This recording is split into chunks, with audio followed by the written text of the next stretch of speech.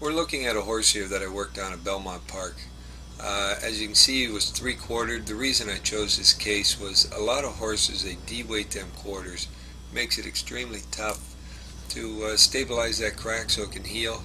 There's always a healing period between the time it's cut out and the time you patch it. And as you see here, the horse's own natural weight will actually just him shifting his weight, you'll see that crack open and close. So you can imagine what he'd be doing if he was walking along. It would open up quite a bit. There's literally no chance that thing would have of healing up. The crack has to be stabilized. You can do that one of two ways. You can put a shoe on it that sits right on that heel and certainly catches a corner of that the frog there to hold that up in place. But this is pretty flexible. So what we're going to do is we're going to lace them up with some stainless wire. This technique started back early 60s. My father was one of the pioneers of it. He had a very close friend who was a dentist, Harold Fagan. Dr. Fagan was the one responsible for the adhesives, and my father, he came with the structural idea of lacing them up. I know they worked on it for, a few years before they really got it down to where it worked well. It's a simple concept. It's actually a fairly simple procedure. All we're doing is going to stabilize this crack. You got to understand, we're dealing with something that was designed to heal itself, and that's a staggering statement in itself if you really think about it, to think this crack would heal back together.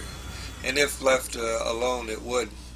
It wouldn't be set up with a shoe like that, and it would just basically stay fairly stationary till it did heal up, if it even got that bad.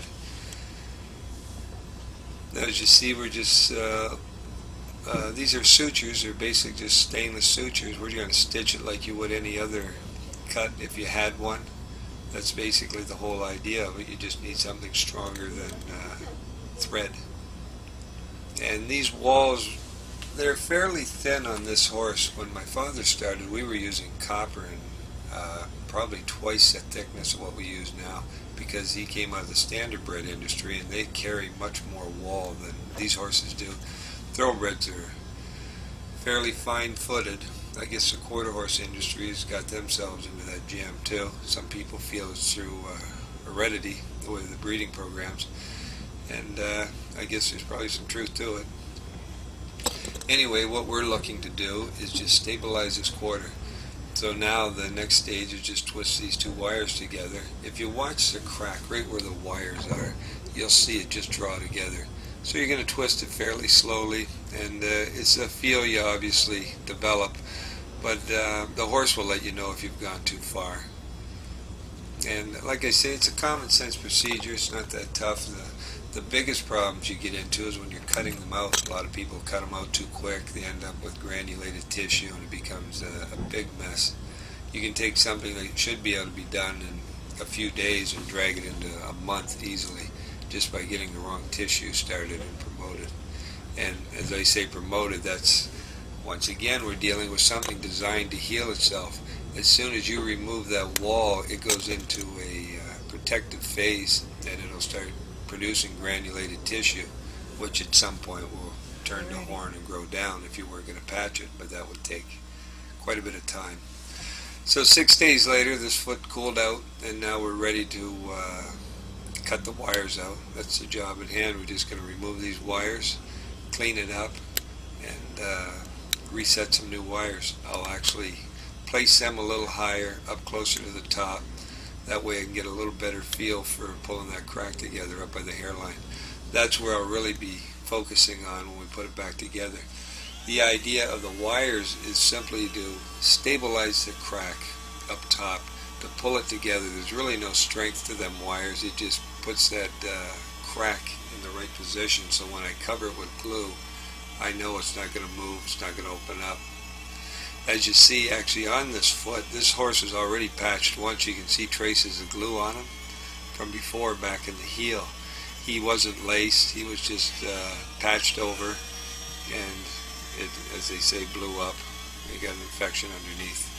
That's a tough deal. If you're in the patching world and you just cover them up, It's very similar to going to a dentist that doesn't own a grinder. If you were sitting in a chair and he said, well, today, Ian, I'm not going to drill this cavity out. I'm just going to cover it up. I'm going to put a Band-Aid on there. And, if something goes wrong, you just come on back and I'll take care of it. Well, there's no way you or I would stay in that chair. We'd be moving on. And but to these guys' credit, some of them, if they're small enough, and obviously they're trying to get through races, I have no problem with that if they're going to remove it 2 days later and do it the correct way. But to just take a shot in the dark and cover them up, I think it's you're really rolling the dice. Now, as I say here, I'm just going to clean out them old wire holes, I guess you'd call them, and drill some new ones. I want to get a little closer to the top so I got a better feel, and you'll see shortly how this crack just draws together. You notice there's quite a bit of red in his heel, so this horse must hit the ground fairly hard. The tracks in Belmont have definitely firmed up. I can tell that from the type of injuries I'm getting now.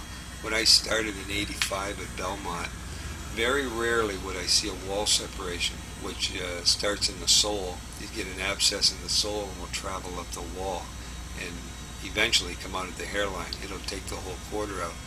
I never saw them. As of the last 4 to 5 years, there's just getting more and more of them. This year, being 2008, I'm probably running at 30% of the increase of these wall separations, and they are big projects. They will, you're minimum 3 weeks going in if everything goes just perfectly, but generally you'll be 4 to 5 weeks getting them where you really need them to put them back together.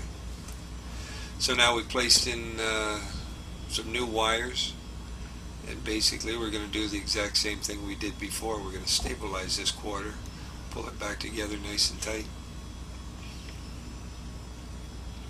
You've noticed it's not quite as pliable, I guess you'd call that heel. Before it was very flexible, and just from being stabilized it kind of set up.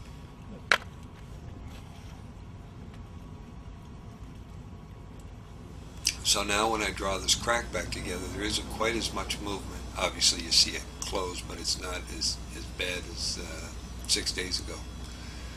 And like I said, all we're trying to do is pull this crack back into position.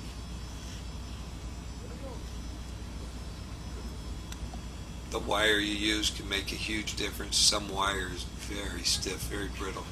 This wire here is actually very good because there's sometimes you can draw a crack back together, get the right shoe on them, and they can actually continue training, light training, just so they're not confined to a stall. A lot of horses are sitting on a race, might be a couple weeks away, so they can get away with just going out to the track and jogging a little bit. So it works out very well, just stabilizing that crack so they can do a little bit of work.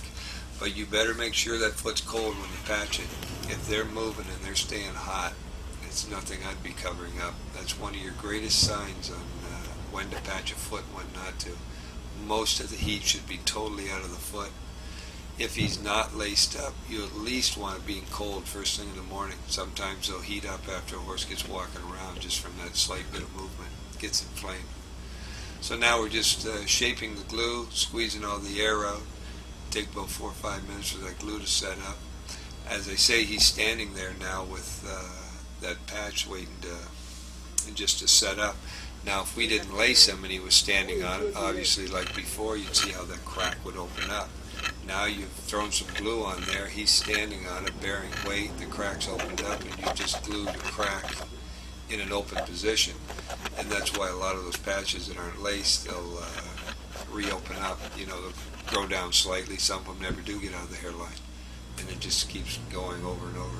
It's kind of a cycle they'll run through.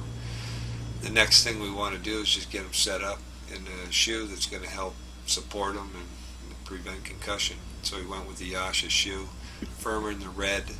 That's where they nail them. It has to be firm there so they don't lose the nails, and it's soft in the heel area. So everything went well with this horse. He actually raced about a month later and won his first start back. So we got lucky on that one.